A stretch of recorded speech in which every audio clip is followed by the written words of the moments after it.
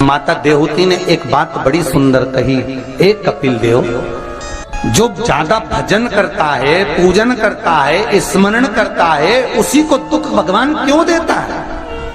पड़ोसन कभी मंदिर नहीं जाती, अगरबत्ती नहीं लगाती, कभी किसी को 1 रुपया दान नहीं करती, वो तो खूब फले फूले। और हम तो सोमवार का व्रत करें, मंगलवार करें, एकादशी करें, द्वादशी करें, लोटा भर के पानी भी चढ़ाएं, तो भी दुख हमें क्यों मिलता है? बोलो रे जी सही है कि गलत है? उसका उत्तर कपिल देव जी महाराज ने दिया, मां सुनो, जिस प्रश्न को आपने मुझसे करा, यही प्रश्न देवऋषि नारद ने भगवान विष्णु से करा था।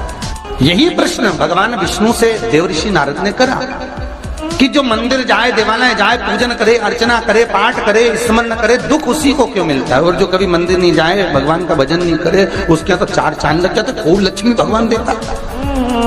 नारद जी ने जैसे भगवान विष्णु से ये प्रश्न किया, तो भगवान विष्णु देवऋषि नारद से बोले, इसका उत्तर मैं बाद में दूंगा, पहले अपन दोनों ब्राह्मण के कपड़े पहनकर चल घूमने चलते।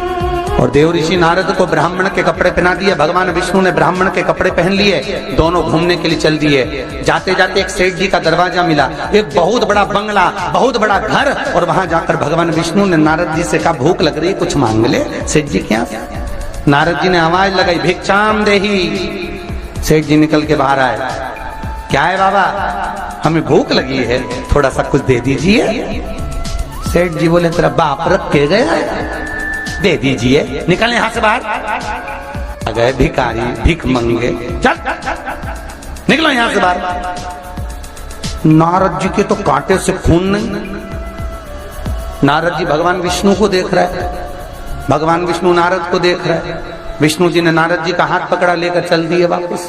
नारद जी बोले, सेठ जी ने इतना अपमान करा, तुमने कुछ बोला नहीं? भगवान विष्णु ने दोनों हाथ उठाकर कहा, जा, तेरे यहाँ 4 चौगुना धन बढ़ जाए, तेरी दौलत और बढ़े, संपदा और बढ़े, तेरे पास में लक्ष्मी और बढ़े। नारद जी चले, भगवान विष्णु का हाथ पकड़ के बोले, ये कहाँ की रीति है? उसने धक्के मारकर निकाला, गाली दे के निकाला, बाप तक पहुंच गया, और तुम उससे कह रहे हो कि तेरी लक्ष्मी बढ़ जाए। नारद जी, भगवान विष्णु बोले, मेरा मन, चल तू तो आगे चल। और भगवान विष्णु लेकर चले तो एक बूढ़ी बुजुर्ग माता बैठी थी एक कमरे में, एक घर के अंदर। उस बुजुर्ग को देखा भगवान विष्णु ने कहा, नारद अब इसके यहाँ चलते चलते। जाकर आवाज लगाई, माता जी भिक्षाम दे, हमें भूख लग रही है माता जी, कुछ दे दीजिए।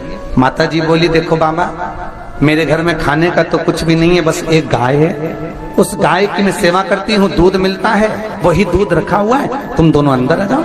और 2 आसन लगा दिए माता जी ने, दोनों को बिठा दिया। माता जी दोनों के लिए दूध लेकर आई, दे दिया। भगवान विष्णु और नारद चले। नारद जी बोले, कितनी अच्छी माता है, बिठा के दूध पिलाया, पानी पिलाया, और बस सेठ जी ने धक्के मारकर निकाल दिया। भगवान आशीर्वाद दो इस बूढ़ी माता को। भगवान विष्णु ने दोनों हाथ उठाकर कहा, जा, तेरी गाय मर जाए। अब तो और कांटे से खून नहीं। भगवान देवऋषि नारद ने कहा, प्रभु तुम्हारा ये स्वरूप मुझे बहुत बुरा लगा। भगवान ने कहा, कौन सा स्वरूप? वो सेठ जी ने धक्के मारकर निकाला तो कहते हैं और लक्ष्मी बढ़े, और वो बेचारी गाय का दूध पिलाई और तुम कहते उसकी गाय मर जाए। हाँ। भगवान बोले, मेरा मन, तो तुमने ऐसा क्यों करा? भगवान बोले, नारद तू मेरी लीला नहीं समझता ना। नारद जी बोले, कभी समझूंगा भी नहीं, पहले बताओ ये क्यों हुआ, लीला जाने दो, मुझे तो ये बताओ।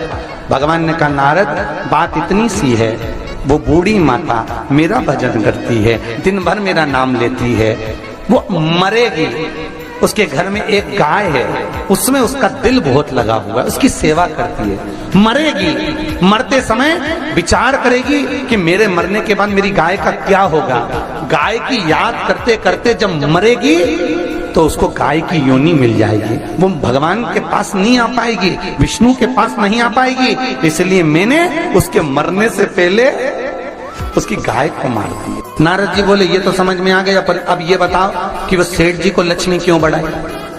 भगवान बोले, नारद उसको धन से बहुत प्रेम है, मैंने लक्ष्मी इसलिए बढ़ाने का आशीर्वाद दिया कि वो लक्ष्मी को जोड़ जोड़ के इकट्ठा कर कर कर जब मरेगा, वो लक्ष्मी और पैसे के चक्कर में जब मरेगा तो आखिरी में मरकर सांप बनकर उसी दौलत पे बैठा रहेगा। यदि आपको ये वीडियो अच्छी लगी तो प्लीज़ लाइक और सब्सक्राइब कीजिए। और यदि आपको प्रदीप मिश्रा जी का कोई भी उपाय चाहिए या फिर आपको कोई भी सवाल पूछना है तो आप हमें कमेंट कर सकते हैं। धन्यवाद।